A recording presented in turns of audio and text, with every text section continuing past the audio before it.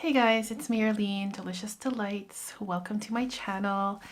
So first and foremost, I hope you guys are having a nice holiday season. It's New Year's Eve today, the last day of the year, and I kind of just wanted to do like a roundup. I forgot to put my light on. There we go. A roundup, I guess, about perfumes in general, just some thoughts about perfumes and how this year went. So yeah, let's begin here. 2021, I think, for me has been mostly about wearing perfumes that are, first and foremost, relaxing, calming, therapeutic, aromatherapeutic type of thing. It's been a stressful year, of course, because of the situation that's been going on currently in the world. I did thankfully get to go back home this past year to Canada to visit my family and friends, and it was such an amazing time, you guys. I didn't have my perfume collection with me, of course, in Winnipeg, where I'm from, but I did a lot of thrift shopping and finding some cheapies for like next to nothing. It's just such a fun thing to do. It's another hobby that I really enjoy, finding treasures at the thrift store, especially perfumes. But I thrifted other things like handbags and clothing and just like other little things. It's just so fun. So that was like the highlight of my year, going back home after not being there for like the past years. Because it was harder to travel. It's still hard to travel, of course. But yeah, that was awesome. And now I completely lost track. Oh yeah, 2021. So yes, I really enjoyed wearing therapeutic, calming scents. I have a few here that I picked up. Therapeutic. Okay, so yeah, tea scents are something that I was really into. Namely, I have a few here. Gucci Memoir d'une Odeur. Such an underrated tea perfume. It's chamomile and herbal tea.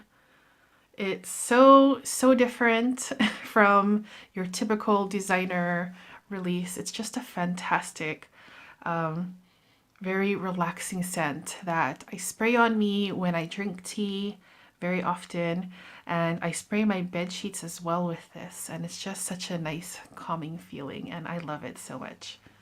Another tea scent, well, this is my holy grail tea scent. It's Hermes Osmanthus. Another underrated gem that I don't think gets the attention it deserves, but I don't really mind that. Sometimes when perfumes get too popular, it can be a little annoying, I guess. Not all the time, but yeah, this is just a great osmanthus scent. It's very light, refreshing. It has like this nice fruity accord that smells a bit like apricot or peach, and osmanthus also has that kind of scent profile. I'm trying to open it. And yeah, I really love this one so much, you guys. It's been on my wish list for a very long time, and finally I got this as a gift from my husband for anniversary, and I'm just so in love. So yeah, I've been really enjoying this one. So those were like calming, therapeutic, relaxing perfumes. Another group of perfumes that I've been really enjoying this past year are like the happy and uplifting scents. I have a few here.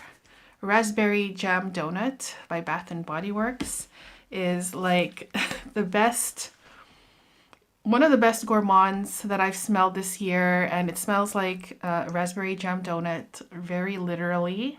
That doesn't last, but who cares? That feeling that when I first spray it on, it gives me that feeling like I'm actually like tasting you know, the raspberry jam donut, and it's just so amazing how they were able to make it so realistic.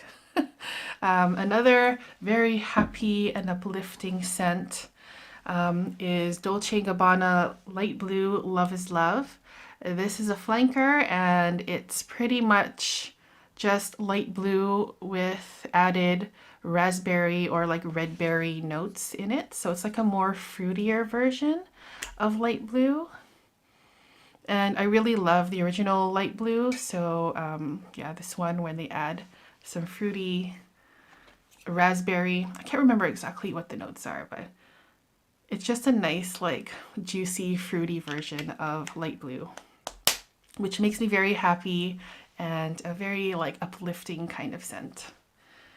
So another type of perfume that I have been enjoying a lot are perfumes that make me feel fancy.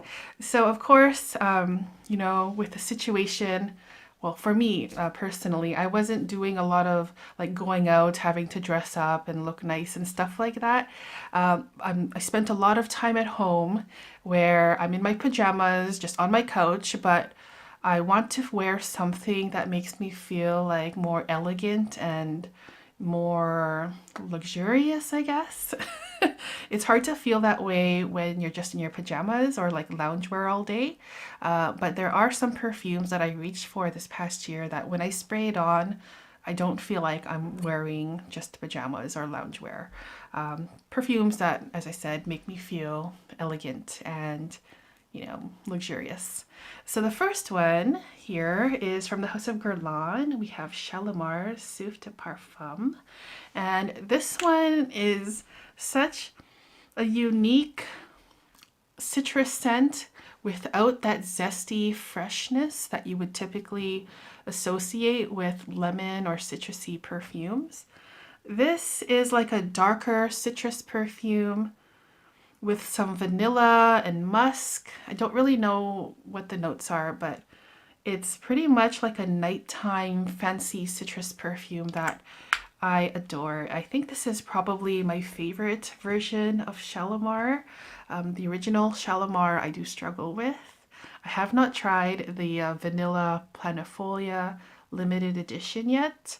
But yeah, I really like this one. It's, like I said, a fancy perfume that you can just spray on at home, and then all of a sudden you feel like super elegant and stuff and dressed up when you're not.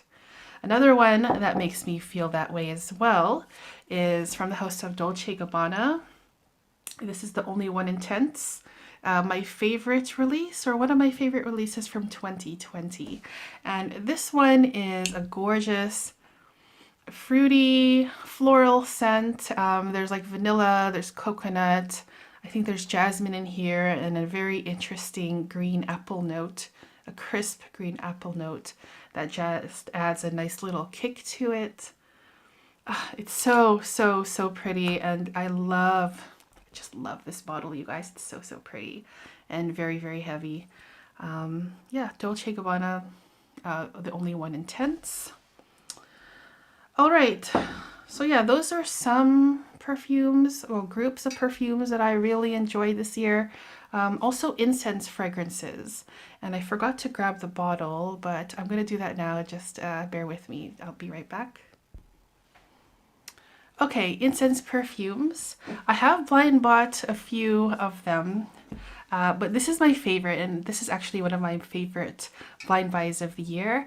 I bought this because it was on sale, #1, and also the notes in it looked really, really nice, and also the bottle is gorgeous. This is from the house of Ella Kay, and it's a house that doesn't get a lot of attention as far as I can tell in the Fragcom, but this is Baiser de Florence. Baiser de Florence. I'm not sure exactly how to say that, but this one is just a very beautiful incense perfume. Soft, iris, slightly sweet. It's just so like super, super fluffy incense. And it kind of reminds me a little bit of Bois d'Argent, but it's more like airy. I just love this so, so much, you guys. And yeah, incense perfumes, well, the note of incense is one that I've just been really enjoying for the past year and also the year before. Just like that nice churchy incense I enjoy. Also soft, not so smoky incense I enjoy as well. But yeah, this is one of my favorites and one of my most favorite blind buys of the year. LK Parfums Paris Baiser de Florence. Heavy, heavy bottle. Love the color of the juice here, the nice pink, heavy cap. Just love, love, love, love. All right, so yeah, those are some perfumes. Now let's talk about some books here. Now, I have shown this already one time on my channel, but I wanted to show it again because I just finished reading this book. It's mostly a book of reviews. I pretty much focused mostly on the 4 and 5 star reviews and the 1-star reviews. And I just found this book to be very entertaining. I enjoyed it so much. A lot of the reviews to me are like very honest, upfront, quirky. The style of writing for me I thought was very quirky. But just such a well done, well-written book where, you know, they are kind of unfiltered. They kind of just say what they want to say, how they feel about perfumes. There isn't a lot of sugarcoating in here, which I really like. There are some perfumes, well, a lot of stuff I don't agree with, but I can still appreciate someone's opinion. And of course, Luca Turin is a genius. I just finished another book of his, The Secret of Scent.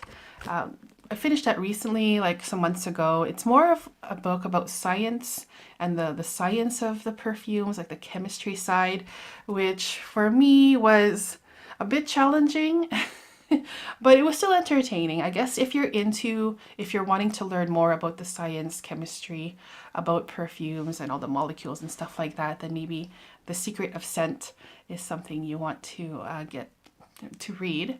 But yeah, I also read another perfume book by this duo, Perfumes the Guide. I really enjoyed that one too. I don't know much about Tania Sanchez, to be honest. But anyways, I still really enjoyed her writing in here as well. I do want to maybe read one out. There's a perfume, well, one of my favorite perfumes, Spiritus Double Vanille by Guerlain. He did not like whatsoever. Let's see what he says here, or how many stars he gave it. Spiritus Double Vanille. Right here. Guerlain, 2 stars, bad vanilla. Okay, and it's really interesting because Spiritus Double Vanille is like one of my most favorite. It is my favorite vanilla perfume of all time. So yeah, if you're looking for fun reviews about perfumes, then this is maybe one you want to try or at least read. Yeah, really nice read. I enjoyed this one a lot. I have some other perfume books here that I will be reading. I just started reading this Perfect Scent, and then I will be reading this. So probably I might talk about them at some point on my channel in the coming year. But yeah, I've just been really in a reading kind of mood lately, and I will be ordering some other books as well, perfume books. Oh, one more thing. My scent of the day of New Year's is going to be Chanel No. 5 Low, a scent that I don't really talk a lot about on my channel, but I adore this one. It's a nice, fresh, sharp, crisp, citrusy, sparkling scent that makes me feel super fancy when I wear it. It's a very classy and elegant scent that isn't pretentious at all, but it just makes me feel a certain way. I don't have like big plans for New Year's. I will be doing a gourmetin, where it's a very Dutch thing to do, called gourmetin, and it's basically just a grill on a table, and then you have like an assortment of raw meats and fish and veggies and stuff, and then you cook it on the grill. So it's an activity that takes like a few hours, but it's a nice, you know, thing to do. I'll be doing that, and then probably New Year's Day I'll do some like hiking if it's not raining or walking in the forest or something simple like that. That's what I'm gonna do. So this is what I'm gonna wear for today. I'd like to know what your scent of the day will be for New Year's. And yeah, I think that's it. I think we'll stop here. Thank you guys so much for watching. Thank all of you so much for your support this past year in 2021 and also for the years before that. Thank you so much. I appreciate all of you, and I hope you guys have a nice New Year's, and I will see you guys next year in 2022 with more perfume related content. Yeah, see you guys. Have a good one. Bye bye.